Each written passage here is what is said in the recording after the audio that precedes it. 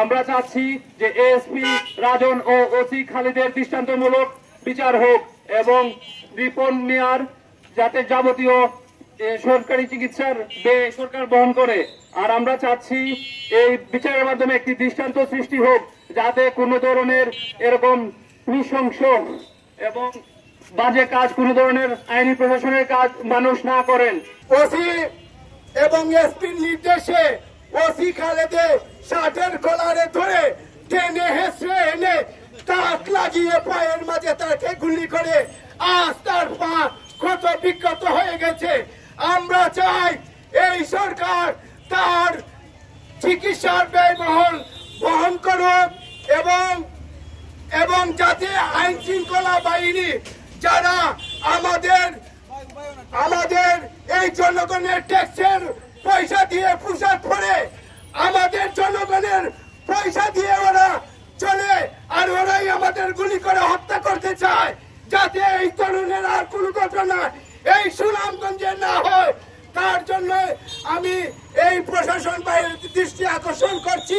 আজ আমাদের এই দেশ নতুন এক দিগন্ত, আমাদের এই দেশ এক নতুন এক সমাজ পেয়েছে, নতুন স্বাধীনতা পেয়েছে। আমরা বর্তমান সরকারের কাছে আহ্বান জানাই এই কুখ্যাত এএসপি রাজন এবং এই কুখ্যাত ওসি খালেদের বিরুদ্ধে যথাযথ আইনি ব্যবস্থা নিয়ে এমন দৃষ্টান্তমূলক শাস্তি দেওয়া হোক যাতে বাংলাদেশের আইন শৃঙ্খলা বাহিনী ভবিষ্যতে ছাত্র জনতা এবং সাধারণ মানুষের প্রতি যাতে তারা কেঁপে ওঠে। পরিষ্কার ভাষায় বলি, যদি রিপন মিয়ার সুচিকিৎসার ব্যবস্থা না করা হয় এই এসপি রাজন দাস এবং ওসি খালেদকে আইনের আওতায় আনতেই হবে এবং তাদের দৃষ্টান্তমূলক শাস্তি দিতে হবে এবং রিপন মিয়ার সমস্ত ভরণ পোষণ তাদেরকে বহন করতে হবে।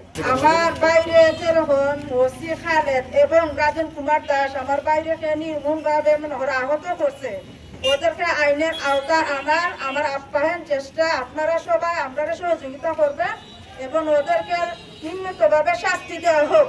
আর আমার বাইরে সুস্থ মনোহরা সবাই মিলে এবং নতুন সরকারের কাছে আমার আবেদন আমার বাইরে সুচিকিৎসা করা হোক। আমি কি বলবো, আমি একজন হয়তো পিতা যে আমার ছেলের আবার বুলেটের গুলি খেয়েছে, কিন্তু আমি কোনো কিছুই করতে পারিনি। আমার সামনে সে ছেলেটা রিপোর্ট আটকের কাছে ভাড়া ধরে হেঁটেছে, আমি গিয়ে তাকে বাঁচাতেও পারিনি, তাদের হাতে ধরে খুলতে পারিনি গাড়িতে।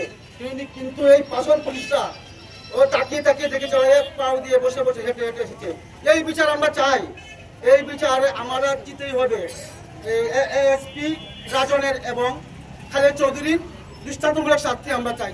এই এসপি রাজন চৌধুরী, এসপি রাজন দাস এবং ওসি খালেদ চৌধুরীর দৃষ্টান্তমূলক শাস্তি দাবি করছে।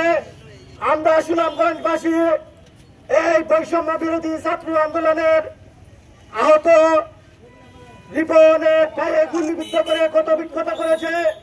আমরা চাই তার সুচিকিৎসার দাবি নিয়ে সরকার যেন তার সুচিকিৎসার ব্যবস্থা করেন এবং এসপি রাজন দাস ও তার নির্দেশে খালেদ চৌধুরীর নির্মমভাবে যে গুলি করেছিল তাদের দৃষ্টান্তমূলক শাস্তি চাই।